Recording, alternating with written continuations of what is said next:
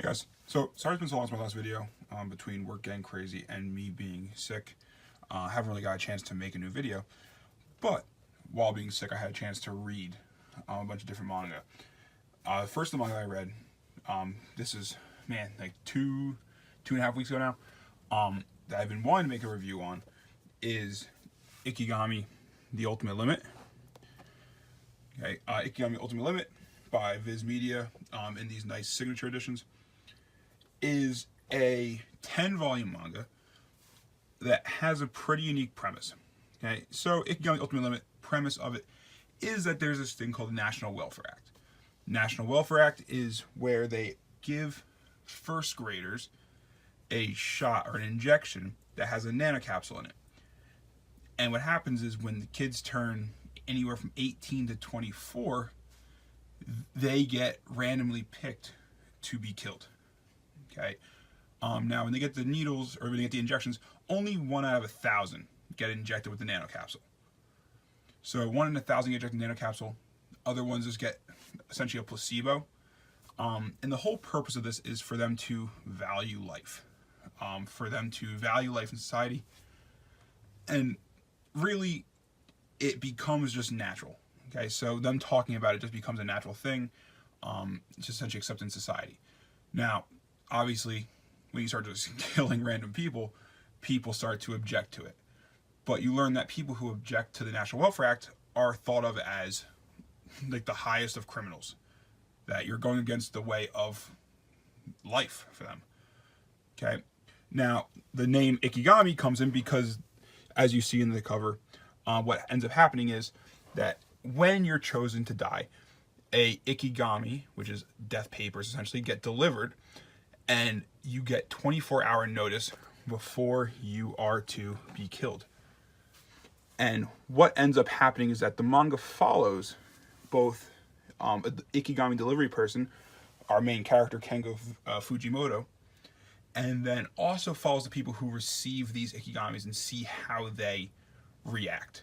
Okay. Now, first off, artwork in the manga is quite good. Okay, definitely progresses as the story goes on, but artwork is definitely very well done. Now, story also very good. It's a very slow moving story. Okay, now the story gets kind of broken into two different sections. Our two sections are following Kengo Fujimoto, who is the Ikigami delivery person who works for the government essentially, and follows him and how he's dealing with what's being revealed about the National Welfare Act. He gradually gains suspicions. You see him change as a character throughout the entire manga. He's the main focal point. Okay, he's the constant factor in the manga. So seeing his growth throughout the manga is fantastic. And then the other story that you see is the story of the individuals who receive the Ikigami. Okay, and typically each volume gets broken up into two different stories.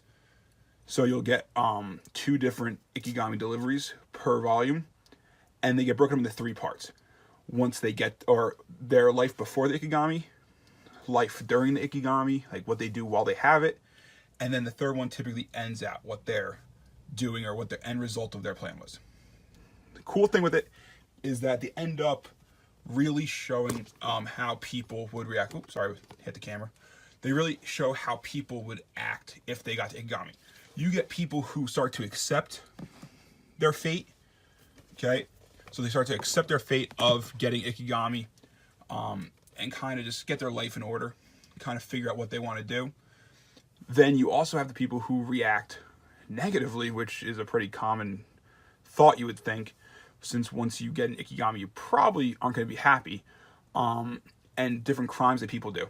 Now, the government sets up a plan where that once you get Ikigami, if you essentially die peacefully or just die the way that you're supposed to with Ikigami, then what happens is that your family gets reimbursed and they're taken care of.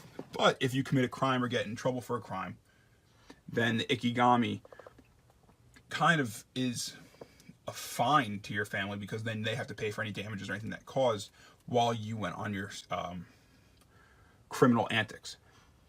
So it's kind of like a thing that makes people want to just try and encourage them to just die peacefully with the Ikigami. Now, I think that the manga did a great job showing what people's acts would be once they get the Ikigami. And it really keeps the story interesting. And it really keeps the story interesting, keeps you involved, engaged, makes you want to know what's going to happen next. But the issue I had with the manga is that once it gets to the end. So once we get to the end of the manga, it seemed like it was a very slow pace. Everything was gradually moving forward. And then the ending felt like it just happened in a split of a second. It felt like they just tried to rush to a conclusion. And I honestly didn't feel like they needed to get to the conclusion that fast. Obviously, I know they don't want to drag it on, which I respect. They didn't want to drag on the story. But at the same time, it would have been nice to have it been a little bit more gradual, because the story's very slow paced and gradual throughout the entire manga. And then the last 2 volumes, it's like, let's just rush through all the stuff and get to an ending, get to a closure. Now, me personally, you can see Hikaru no Go in the background. It's one of my favorite manga. I'm definitely more of a story first, ending second kind of thing, because I figured the story itself is what you're going to be reading most times. So if the story's good, I can almost forgive a bad ending. And it's not that Ikigami has a bad ending, it was just too much too quick. Kind of didn't give you a chance to breathe and soak in what was happening. But that aside, the story itself, fantastic. It's always nice to have manga in the signature edition. A little bit oversized is always nice. Definitely a recommended manga. Definitely say if you're looking for a manga that's pretty self-contained, semi-quick read, with a pretty good engaging story, good art, Ikigami, The Ultimate Limit would be a great choice for that. But like always, if you ever have questions or anything like that, please feel free to leave a comment. Let me know any questions you have, and I'd be happy to answer them. Okay, take care, guys.